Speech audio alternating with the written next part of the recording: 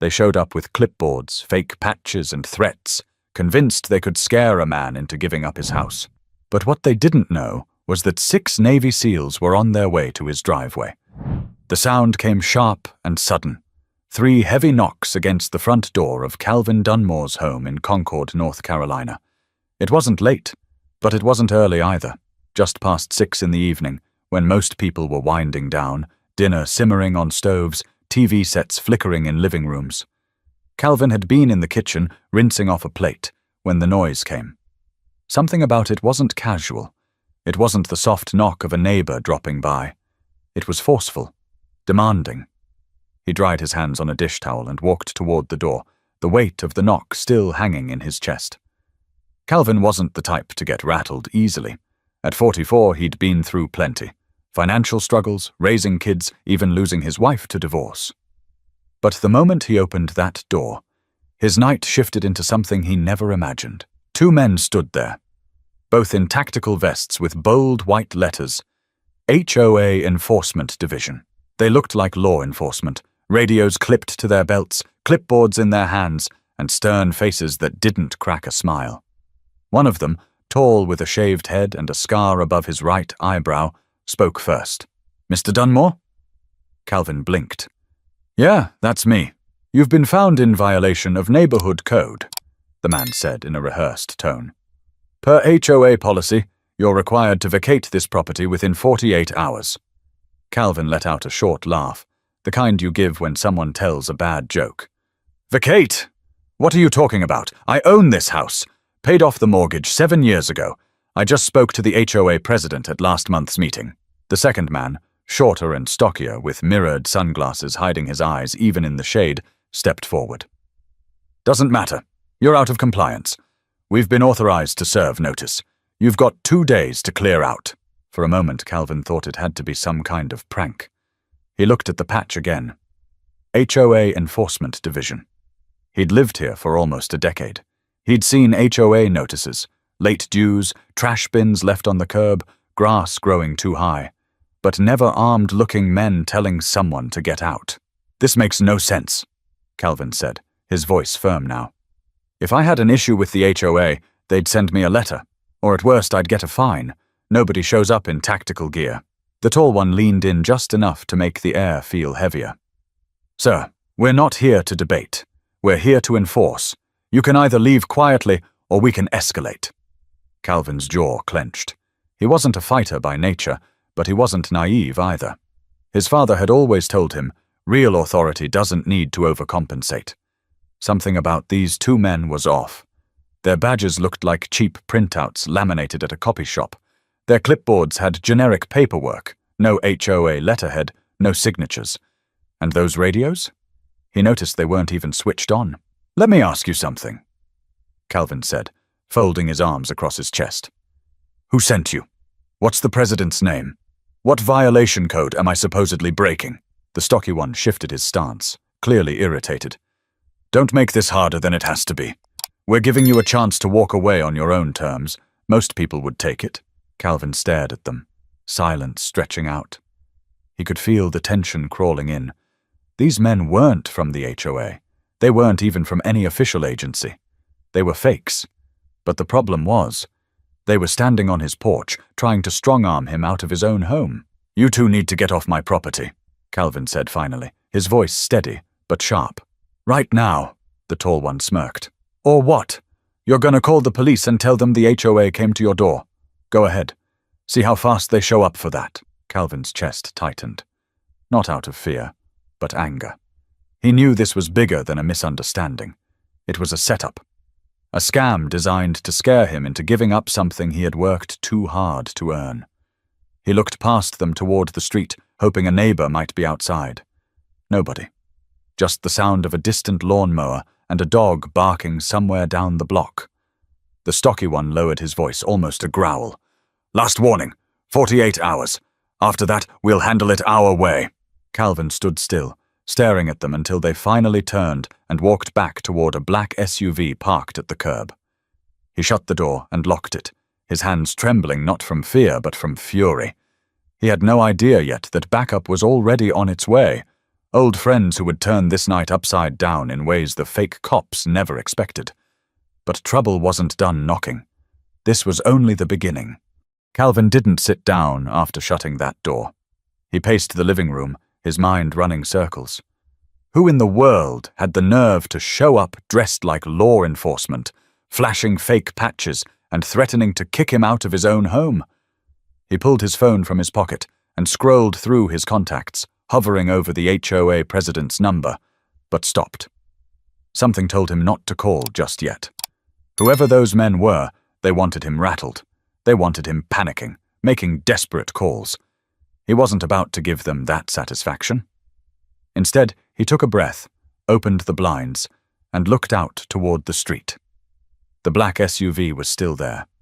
The two men hadn't left. They were sitting inside, the driver in the front seat, the passenger tapping away at something on a tablet. Watching him. Waiting. Calvin muttered under his breath. Yeah, real official.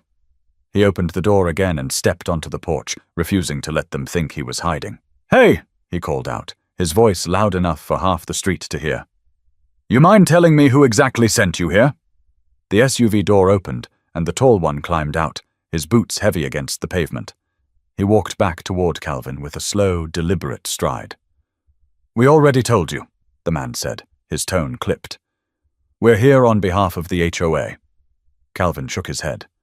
No, you didn't tell me anything. You threw a line at me and hoped I'd swallow it. So let's try again. Name. Which board member authorized this?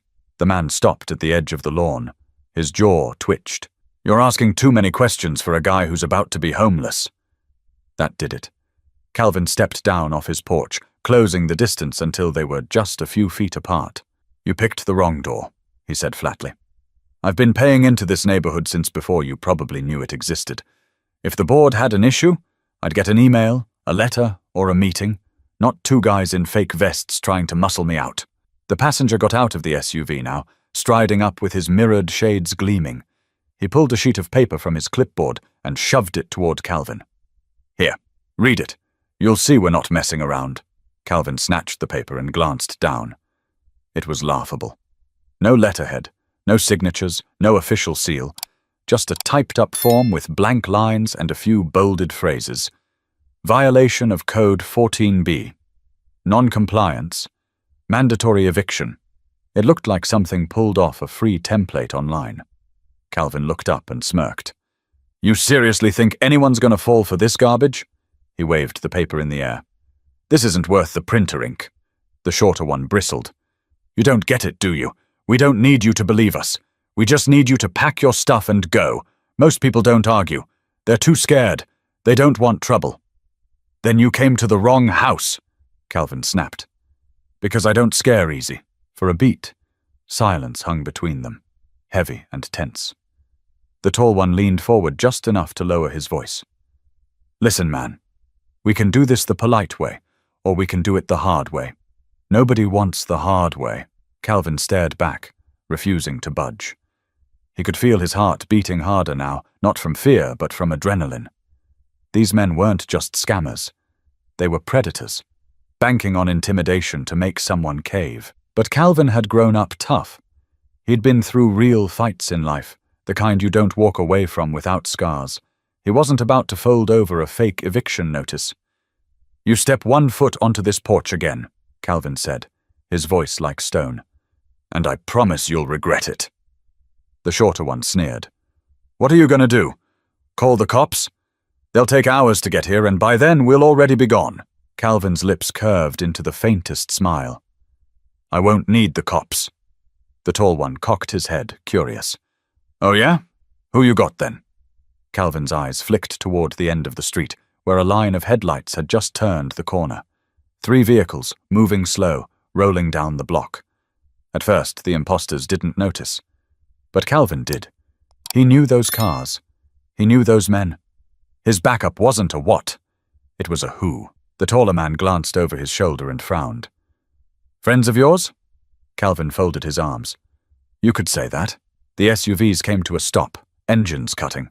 Doors opened one after another, and 6 men stepped out, each one carrying the kind of presence you don't mistake for anything else. Broad shoulders, sharp eyes, a way of standing that said they'd seen things most people never had. Jonas Redden, Marcus Vale, Pierce Lockhart, Damien Crowell, Silas Trent, Vaughan Kessler. All of them former Navy SEALs. All of them Calvin's brothers in arms. The tall imposter's smirk finally faltered. But this wasn't the end of the confrontation. It was only about to get louder. The moment Calvin's friends stepped out of their vehicles, the air shifted. You could feel it in the way the imposters stiffened, the way their earlier arrogance suddenly seemed to falter. These weren't just a couple of guys stopping by for beers. This was a wall of muscle, discipline, and calm authority walking down the driveway. Jonas Redden, tall with grey streaks in his beard and the kind of stare that could freeze a room, was the first to speak. "Cal, what's going on here?" His tone was steady, but there was steel behind it. Calvin gestured toward the two so-called enforcers. "These clowns say they're from the HOA. Told me I have to pack up and leave my own house in 2 days." The men exchanged quick glances. Pierce Lockhart let out a sharp laugh that cut through the tension. "You've got to be kidding me." Marcus Vale stepped forward, his eyes locked on the imposters. "HOA Enforcement Division, huh? Funny, I've never heard of that in my life. You mind showing us some real credentials?" The tall imposter bristled, but tried to keep his composure. "This is official business. Doesn't concern you. Step aside." Jonas didn't move. None of them did. "You just made it our business." Silas Trent tilted his head, studying the patches on their vests. "Those look like they were ordered off a surplus website last week. Stitching's too clean, no wear and tear. Real field gear doesn't look like that." The shorter imposter adjusted his mirrored shades, his voice sharp. "We're not here to debate uniforms. We're here to enforce rules."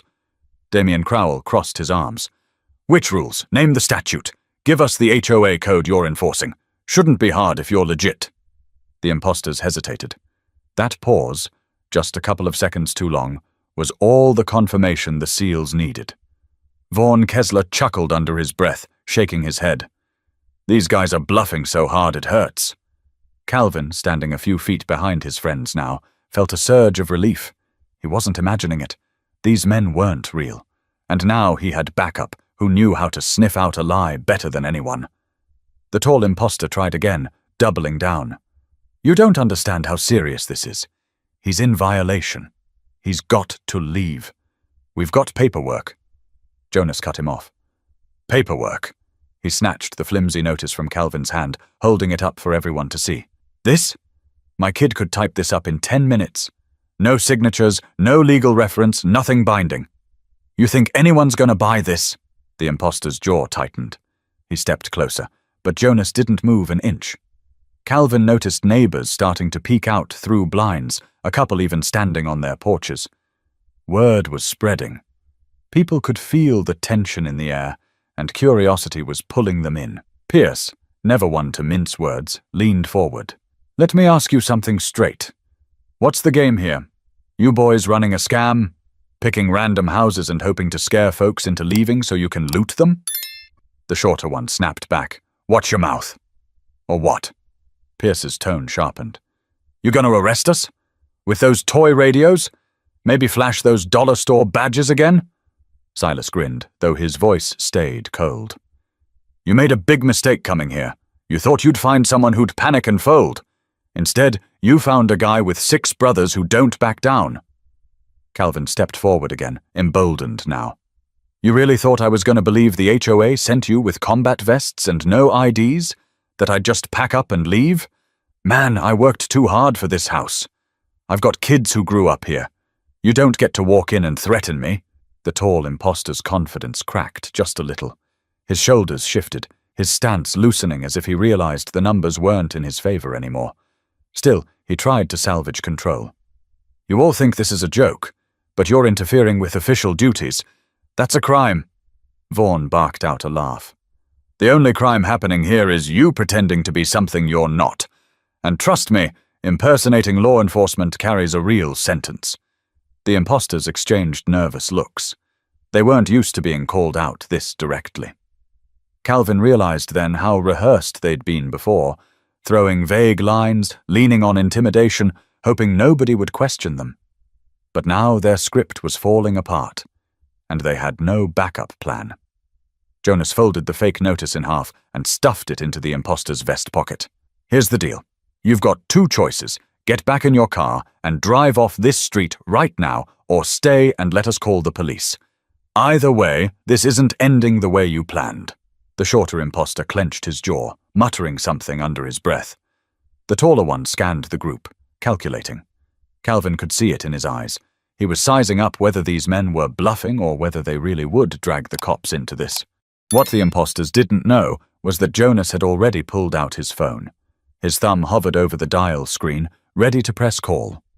But just as the tension reached its peak, something happened that raised the stakes even higher. The street had grown unusually still.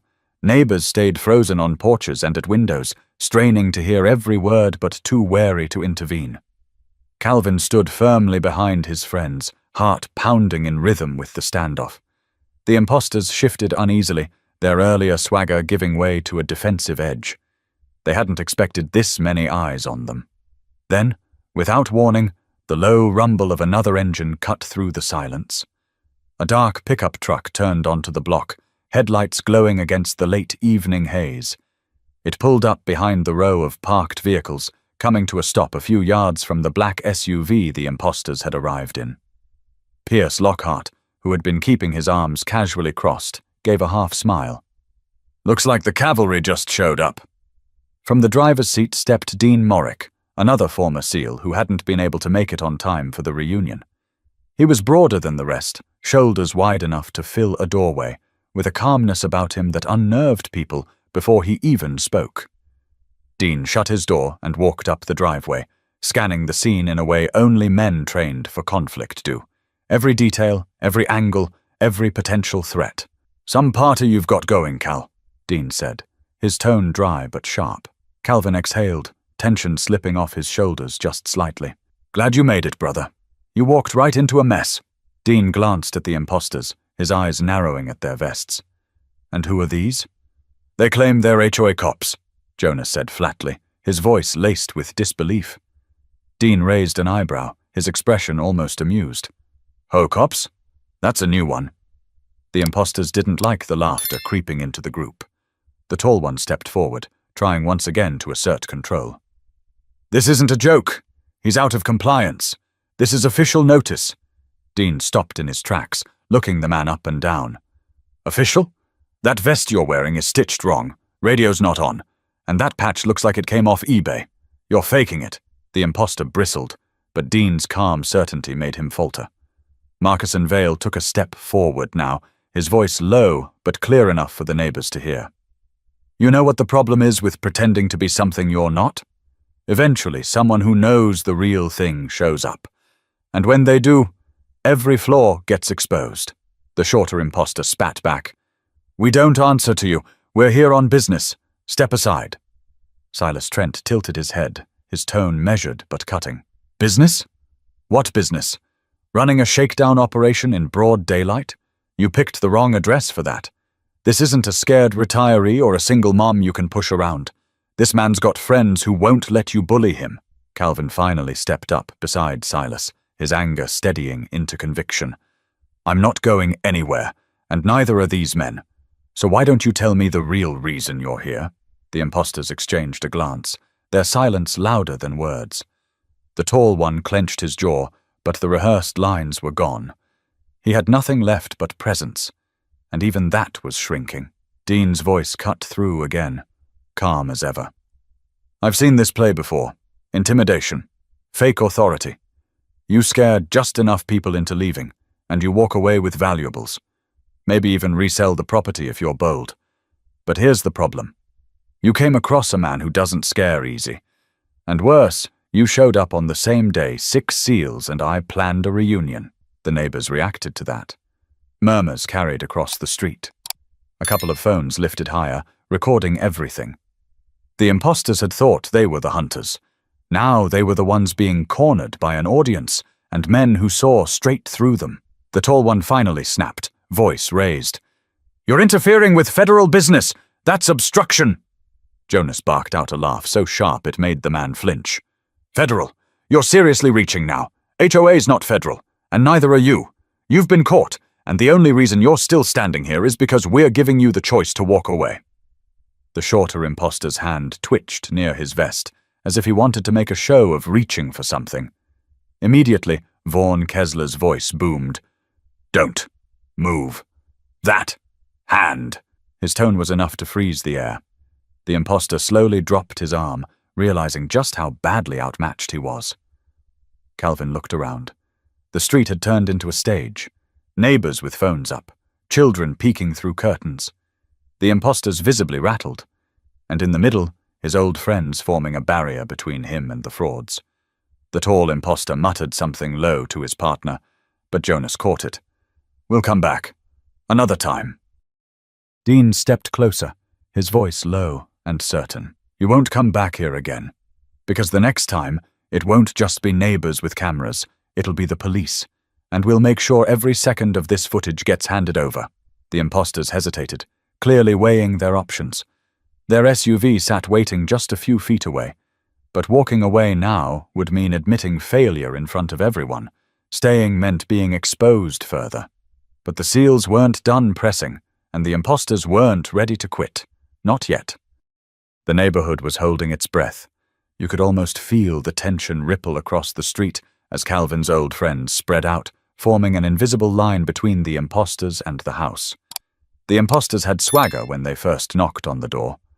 Now, their confidence looked thinner with every second. Jonas Redden broke the silence first, voice low but carrying all the way across the lawn. "Let's make this real simple. If you're official, you'll have IDs. Show them." The tall imposter's lips curved into a weak grin. "We don't have to prove anything to you. We're not here for games." "Then you've already proven everything we need to know." Jonas shot back. Pierce Lockhart, who always had a sharp edge to his humor, stepped up beside him. "You know what's crazy? You boys came onto this street thinking you could scare a homeowner into packing up. Thought the vest, the boots, the act would be enough. But you didn't check who lives here. You didn't know who his friends were. That's a mistake." The shorter imposter tried to puff up his chest. "We're authorized. We don't need your permission." Damian Crowell's voice cut in like a knife. "Authorized by who? Give us a name. Give us a contact. HOA president. City official. Anybody?" Silence. Just the faint squeak of sneakers on pavement as the imposter shifted his weight. Vaughn Kessler let out a laugh, one of those deep laughs that made it clear he wasn't amused at all. "That's what I thought. Nothing. You came here with a script. And now, the script's falling apart." The imposter's eyes darted to the gathering crowd. More neighbors had come out now, lining the sidewalk, phones raised high. The imposters had started this as a private intimidation play. Now it was becoming a public embarrassment. Silas Trent tilted his head, eyes narrowing as he scanned the imposters from head to toe. "Tell me something. What exactly was the endgame here? You scare him into leaving? Then what? Break in and strip the house for whatever you can carry? Maybe squat and hope nobody asks questions? You didn't think it through." Calvin, emboldened by his friends, stepped up beside Silas. "That's the part that makes me sick. You thought you could knock on the wrong door, spin a lie, and I'd just crumble. You looked at me and figured I'd scare easy. You don't know me at all." The taller imposter's face hardened. "You don't know who you're dealing with." Jonas stepped forward, closing the gap until he was just inches away. His voice was calm, steady, but dangerous. "No, you don't know who you're dealing with. Every man standing here has faced worse than you can imagine. You don't scare us. You don't even register." The imposter opened his mouth as if to respond, but Jonas held up a hand. "Save it. We don't want excuses. We want you off this property." The shorter imposter tried to recover control, holding up his clipboard like it was a weapon. "We've got authority. We've got papers."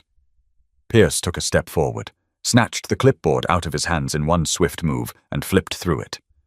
His laughter was sharp. "Authority? This is a printout from some online eviction template.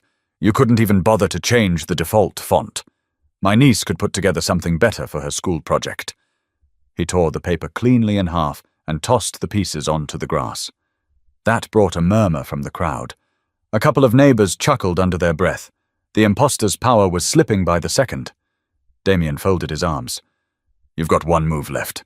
Walk away. The tall imposter's eyes narrowed, flicking between the group of veterans and the SUV. His pride was bruised, but his options were shrinking. Calvin didn't let up. You're finished here. Whatever you thought you'd pull, it's over. You're not coming back. Not to me. Not to anybody else on this street. For a moment, nobody spoke. Then Jonas turned to Calvin, his voice quieter but firm. Cal, call it. Calvin looked at the imposters, then at the neighbors, then back again. His voice carried steady across the lawn. You heard the man. Get off my property. The imposters hesitated, clearly weighing their pride against the reality of the situation. The crowd, the cameras, the veterans, they were boxed in. But just as they started to move toward their SUV, something in their posture shifted, signaling they weren't going quietly. The taller imposter's body language gave it away. His jaw worked side to side, his fists balled tight, and though he angled toward the SUV, he didn't move with retreat in mind. Calvin caught it instantly. He knew a man backing down versus a man looking for a way to lash out. Careful, Jonas muttered, his eyes locked on the imposter. The shorter one tugged at his vest like he was trying to gather his courage. Then he barked, You think you can humiliate us? You think you can just… He cut himself short when a chorus of phones lifted higher from the crowd. Every word was being recorded now, every move captured. Pierce grinned, sharp as a knife. Go ahead. Finish that sentence. Make it real clear for the internet. The tall imposter snapped his head toward him. Shut your mouth. Pierce didn't budge. Or what? You'll write me up in Comic Sans on one of those fake forms? The crowd snickered. A ripple of laughter rolled down the sidewalk. The imposters weren't just losing control, they were becoming the joke of the block. Damien Crowell stepped forward, his tone calmer, but with an edge that commanded attention. You had a chance to leave clean. You didn't take it. Don't make this worse for yourselves. The tall one squared his shoulders, trying to regain an ounce of authority. You don't understand who we answer to. Jonas didn't let him finish. No, you don't understand who you're standing in front of. Every man here has stood in places you wouldn't survive 5 minutes. We've seen real authority. We know how it looks, how it acts, how it carries itself. And you don't have it. The imposter's throat bobbed as he swallowed. The shorter one took a step closer, tilting his chin at Calvin. This isn't over. You'll regret this. Before Calvin could respond, Vaughn Kessler's voice boomed across the yard. Wrong. The only thing you'll regret is that you picked the one street with 7 seals standing on it. The timing couldn't have been worse for the imposters. At that exact moment, another neighbor came walking down the block with his dog.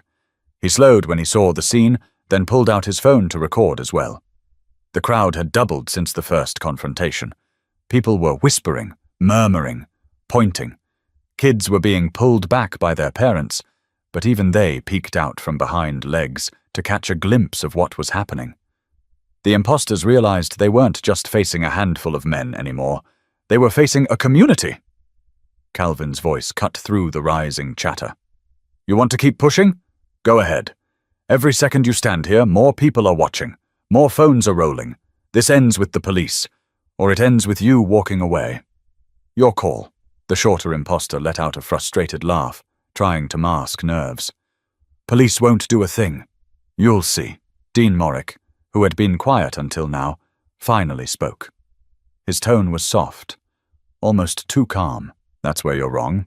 Impersonating authority is a charge that sticks, and you just admitted it on 6 phones.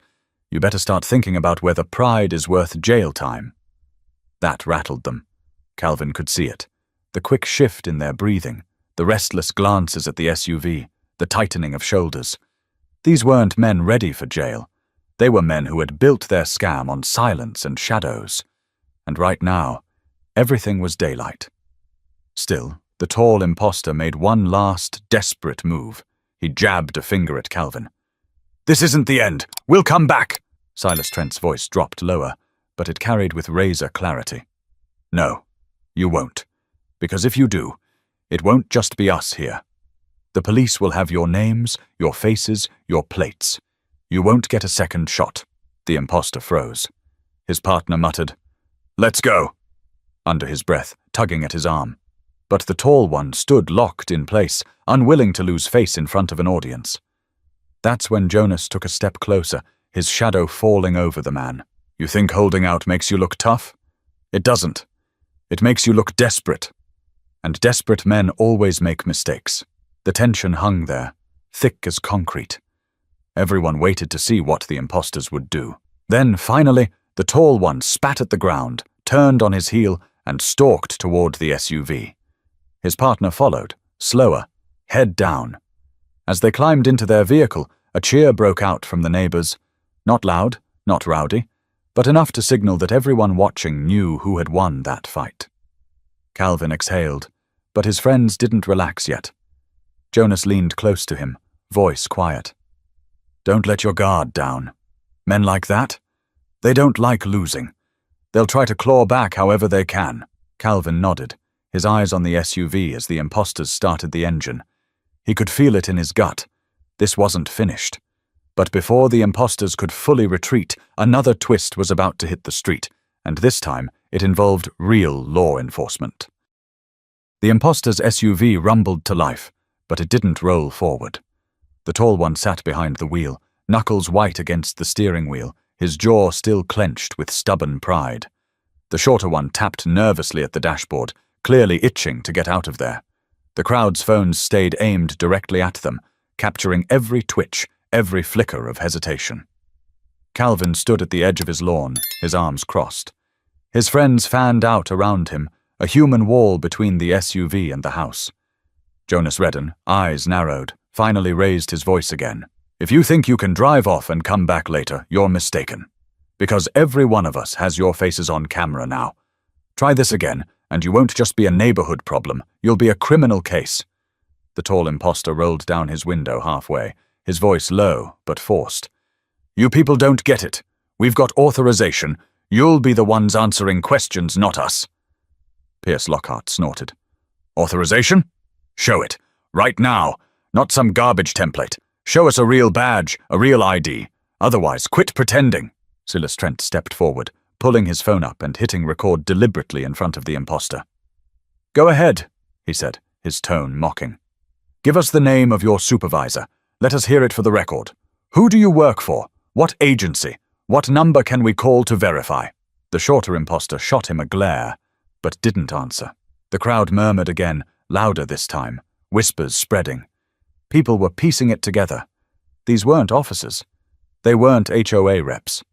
They were frauds, dressed in a costume of authority.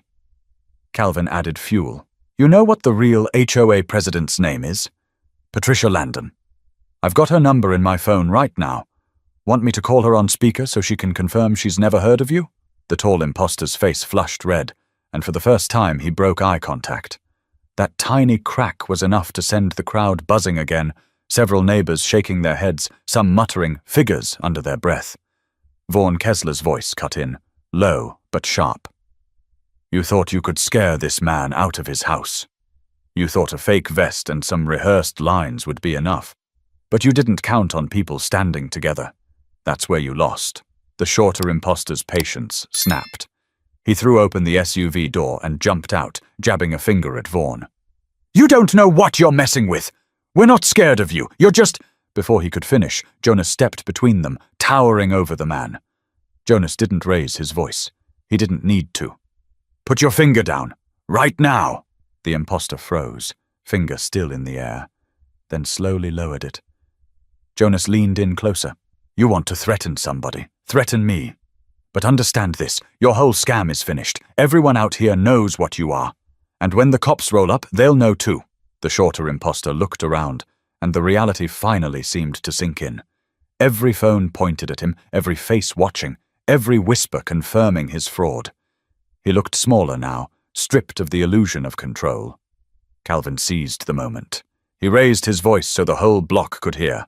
These men showed up on my porch claiming to be HOA enforcement. They told me I had 48 hours to leave my home. They threatened me, but they're not from the HOA. They're scammers. The crowd reacted with a collective murmur. A few gasps even. Phones zoomed in closer, capturing his words. The imposter's scam wasn't just breaking. It was collapsing in real time. Pierce clapped his hands once, sharp and loud. "Show's over, boys. You've been exposed. You've got one move left. Get in that SUV and disappear before the real cops arrive." The tall imposter finally spoke again, though his voice had lost its earlier power. "You'll regret putting this on camera." Silas smirked. "No, you'll regret ever showing your face on this street." The shorter one tried to salvage dignity. "This isn't the last time you'll see us." Dean Morrick stepped closer, his shadow stretching across the hood of the SUV. His voice was calm, almost too calm. "Yes, it is. Because the next time you try this, you won't just find veterans on a driveway. You'll find squad cars waiting. You're done." The imposters finally retreated, slamming the doors shut. The SUV jerked forward, pulling away from the curb. The neighbors erupted in conversation, voices rising, phones still recording as the vehicle sped off down the street. Calvin exhaled heavily, shoulders dropping. "That's it then," he muttered. Jonas shook his head. "Not yet. They'll be back, or someone like them will. Which means it's time to get the police involved. Tonight?" Calvin nodded, pulling out his phone with a steady hand this time. "You're right.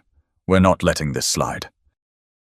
But as Calvin dialed, the sound of sirens in the distance made it clear the night was about to take an even bigger turn. The distant wail of sirens grew louder, echoing off the houses until flashing blue lights swept across the block. The imposter's SUV hadn't gotten far. It was caught at the stop sign at the end of the street when 2 patrol cars boxed it in. Tires screeched. Doors flew open. Real officers stepped out with hands already near their holsters, voices booming commands that cut straight through the night. "Vehicle off! Hands where we can see them!" The neighborhood turned into a theater. Kids who'd been watching from behind curtains pressed their faces harder against the glass. Neighbors who'd only peeked out now stepped fully onto porches, phones raised higher. Calvin and his friends moved closer to the curb, watching as the imposter's confidence shattered under real authority. The tall one raised his hands reluctantly, jaw tight, while the shorter one kept muttering under his breath until an officer barked, "Out! Now!" They both climbed out of the SUV, hands up, their fake bravado leaking away in real time. Jonas Redden leaned toward Calvin. "Now we'll see just how official they really are." One of the officers, Sergeant Willis, broad-shouldered, mid-50s, with the tone of a man who'd been doing this too long to play games, approached the SUV cautiously. His flashlight beam swept over the dashboard, the back seat, the gear tossed carelessly inside. He turned and called to his partner. "Yep, looks like props.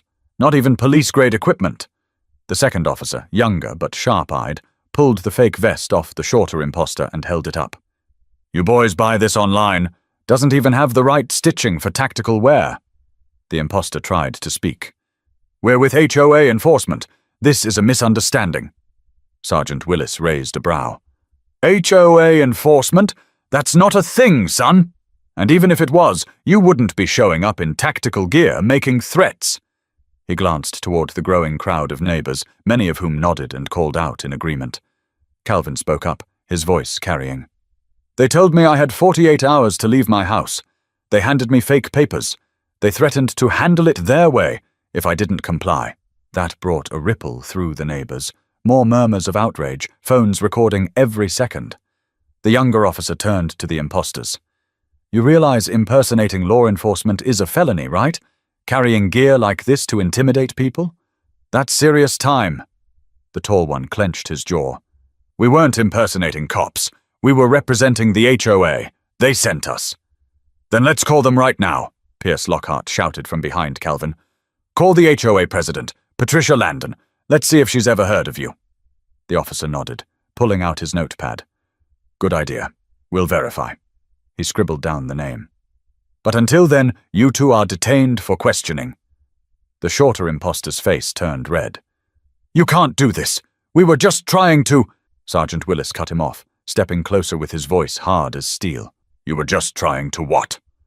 Trick a man into leaving his home? Scare him in front of his kids? Don't play dumb. You're lucky this didn't escalate worse, because half this block has your act on video." The imposter shut his mouth, staring at the ground. Dean Morrick crossed his arms, speaking loud enough for the crowd. "These guys picked the wrong neighborhood. thought they could run a scam and slip out before anyone questioned them.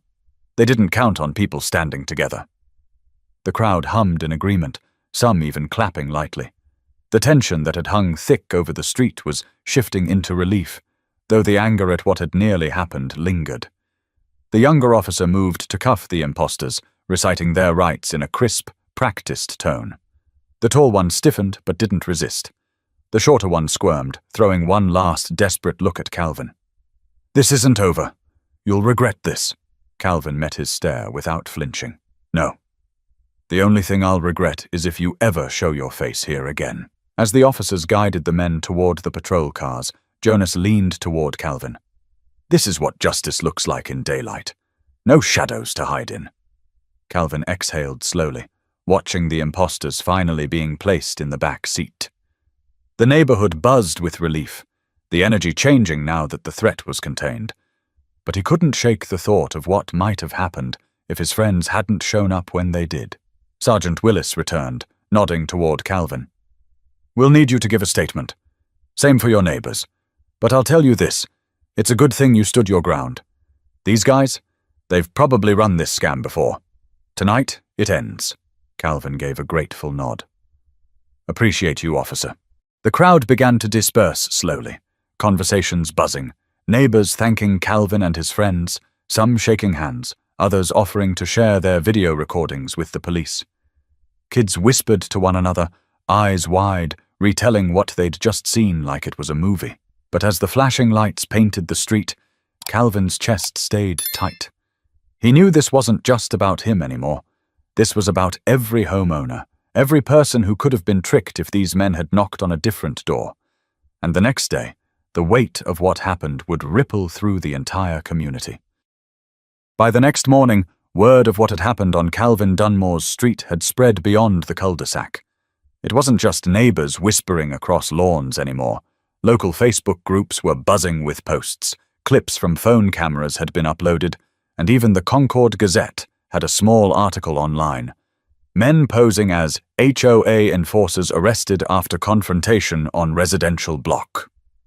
Calvin sat on his porch with a mug of coffee, the air cooler than usual, watching as car after car slowed down when passing his house. Some drivers rolled their windows down to glance, others nodded in solidarity before moving on. He wasn't used to being the center of attention, but last night had turned him into something of a reluctant figurehead. Jonas joined him, leaning against the railing with his arms crossed. "You realize you're probably a local hero now, right?" Calvin shook his head. "I'm no hero. I just didn't want to be bullied out of my own home." He sipped his coffee, staring at the street. "Truth is, I keep thinking what would have happened if I'd been alone. If you guys hadn't shown up, if the neighbors hadn't recorded." Jonas's voice softened. "That's why last night matters, because it shows how easy it is to get tricked when you're isolated. But together? Whole different story." A group of neighbors approached the porch. Mrs. Hadley, who lived 2 doors down, spoke first. "Calvin, we all wanted to thank you. What you and your friends did. It kept this neighborhood safe. I've got grandkids in my house. If they'd knocked on my door instead of yours." Her voice trailed off, her hand trembling slightly. Calvin stood, setting his mug aside. "You don't have to thank me. Honestly, I was scared too. But sometimes you don't get to pick the fight. It just shows up on your doorstep." Another neighbor, Luis Ortega, held up his phone. "I sent the video to the police this morning. They said it'll help build the case against those guys. If you hadn't stood your ground, Cal, they might still be out there pulling this on someone else." The group murmured in agreement, some nodding, others patting Calvin on the back. Pierce Lockhart wandered over from the driveway, catching the tail end of the conversation. He smirked. "Don't let him fool you, folks. Cal's tougher than he looks." Calvin shot him a look. "Don't start." The neighbors chuckled, but the laughter carried an undertone of relief. They were glad the danger had passed, glad the impostors had been caught, but the reminder of how close it had come lingered. Later that afternoon, a community meeting was called at the small recreation center just a mile away. The place filled fast. Residents from blocks away, HOA board members, even local reporters showed up. Calvin sat near the front, his friends flanking him like a protective circle, though their presence alone seemed to reassure everyone in the room. Patricia Landon, the HOA president, stood at the podium. She looked tired but resolute. Last night, 2 individuals impersonated HOA representatives and attempted to illegally evict one of our homeowners. Let me be clear. The HOA does not and will never enforce anything through intimidation or unannounced visits. This was a scam, and thanks to Calvin and his neighbors, it's been exposed. Applause filled the room, though Calvin shifted uncomfortably in his chair. He didn't like being singled out, but he understood the importance. Patricia continued, "We're working with local law enforcement to ensure this doesn't happen again. But this is a reminder. If something doesn't look right, speak up. Ask questions. Protect one another." After the meeting, people crowded around Calvin and his friends. Some wanted to shake their hands. Others shared their own fears. Stories of scam phone calls, suspicious letters, strangers knocking at odd hours. What had happened at Calvin's house wasn't an isolated incident. It was part of a bigger problem. People using fake authority to prey on trust. Dean Morrick summed it up perfectly when someone asked how the SEALs had known what to do. He said, "It wasn't about being veterans, it was about standing up for each other. You don't need military training to see through a lie. You just need courage, and sometimes backup from the people around you." That line stuck with people. By the next day, it was quoted in a community forum post that racked up dozens of comments. Some residents even suggested starting a neighborhood watch, not to patrol like police, but to make sure everyone had someone to call if something suspicious happened again. Calvin read those posts late that night while sitting in his living room, the quiet settling in after a whirlwind of a day. He thought about how close he'd come to losing his temper, how close the imposters had come to forcing their way in. Then he thought about the sight of his friends standing shoulder to shoulder on his lawn, the neighbors lifting their phones, the officers pulling up with sirens blaring. The lesson wasn't just about him keeping his home. It was about what happens when people refuse to be silent, when they refuse to let intimidation win. But for Calvin, the true weight of it all wouldn't settle until he sat alone with his thoughts and realized just how easily things could have gone the other way. That night, long after the neighborhood meeting, Calvin sat on his back porch with the last of the embers glowing in the fire pit. His friends had gone back to their hotels, the crowd of supportive neighbors had dispersed, and the street was quiet again. For the first time in 24 hours, the weight of what had happened pressed in without distraction. The house felt different now, not unsafe, but fragile. For years it had been his sanctuary, a place where he could come home from work, kick his shoes off, and know the walls around him belonged to him alone. Yet one knock from 2 strangers had almost torn that sense of safety apart. And if his friends hadn't pulled up when they did, the night might have gone a very different way. Jonas, who had lingered a little longer than the others, eased into a chair across from him. He had a beer in one hand, the bottle sweating in the humid Carolina night. He didn't speak for a long moment, just watched the fire dance. Then he said, "You know what sticks with me? It wasn't their costumes, or the way they tried to sound official. It was how sure they were you'd fold. They counted on fear doing the heavy lifting." Calvin nodded, staring into the orange glow. "That's what makes me mad. Not just for me, but for anyone who might have believed them. My mom's place. She'd have opened the door, seen the vests, and probably let them walk right in. That's what burns." Jonas leaned forward, elbows on his knees. "Then maybe that's the lesson here. Fear works when people stand alone. But when a community stands together, scammers, bullies, they can't win." The words sat heavy between them.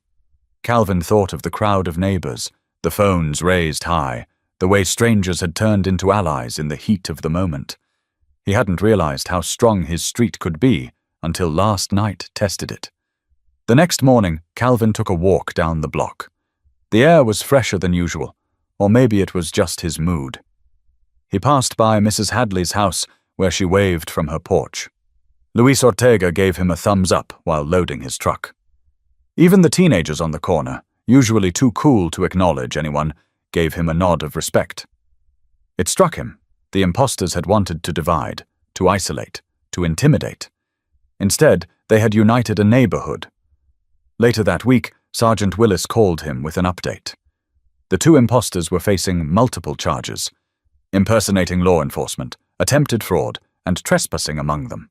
Calvin listened, feeling both relief and something else, a kind of sober gratitude. It wasn't just that justice was being served. It was that this nightmare had turned into a reminder of the values his father had drilled into him years ago. Stand your ground, tell the truth, and never let fear write your story. That evening, his friends gathered one more time for the cookout that had been postponed by all the chaos. Burgers hissed on the grill, laughter rang through the yard, and for a moment it felt almost normal again. But as the night stretched on, the conversation turned reflective.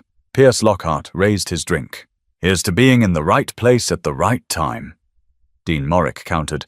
"Here's to Cal for holding his ground before we even got here. He didn't need us to stand tall. He already was. We just made the picture bigger." The men clinked bottles, the fire crackled, and Calvin felt something swell in his chest. He realized that this house wasn't just wood, nails, and siding.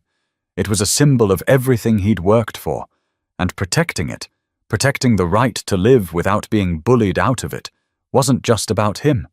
It was about everyone who might face the same scam one day. He thought about what he wanted his kids to take away from this, what he wanted his neighbors to remember. And when the laughter faded and the night quieted again, he knew. The moral was simple. Authority is not in the vest you wear or the badge you flash. It's in truth, in community, in standing shoulder to shoulder when lies try to break through. Fear only wins when people let it. As the fire dimmed, Calvin looked at his friends and then at the street beyond his fence. He raised his voice just enough for them all to hear. "If there's one thing last night taught me, it's that we don't get to pick when trouble shows up. But we do get to choose whether we face it alone or together. And together, we can handle anything." The group sat quietly for a moment, the weight of his words hanging in the air, before Jonas finally grinned and broke it with a light quip about overcooked hot dogs. They laughed, the heaviness melting into warmth again. For Calvin, the fear of that knock at the door would never completely fade, but neither would the memory of his friends and neighbors standing firm against intimidation. And that balance, the fear and the unity, was what he carried forward. So if you take anything from Calvin's story, let it be this: never be afraid to question authority. Never let intimidation corner you, and always stand with the people around you. Together, you're stronger than any scam or bully. And if stories like this remind you of the importance of community, courage, and truth, then make sure you hit that subscribe button. There are more lessons worth telling, and more reminders that standing together can turn fear into strength.